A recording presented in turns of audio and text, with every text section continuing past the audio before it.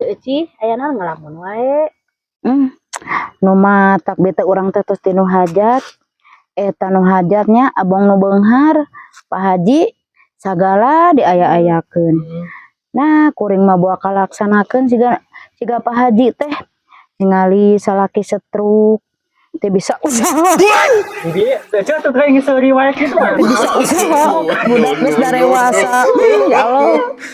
Urang mah moal katurutan nya siga kitu teh. Itu kaku iya mereka katiblih kitu teh kumaha eta teh. Kan bae meureun ceu geus nasib abi, meureun ceu Hampuranya geus abi nasib jeung abi. Kan bae da emang kenyataan. Teh kata tangga teh. Hampura. Geus nasib abi ceu.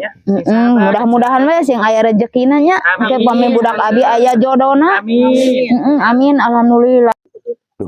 Ieu teh ngadengekeun Ngalala nu ngobrol ceu aya naon ieu teh. Aya naon ieu asal ribut kieu?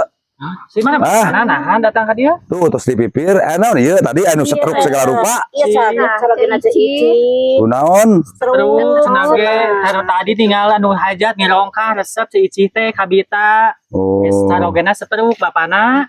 gitu. Keun sabar si Icihnya namina kahirupan mah rupi-rupi jalmi mah aya nu beunghar, aya nu sederhana, aya nu gaduh, ulah sakirup mah ulah sok ninggal kaluhur.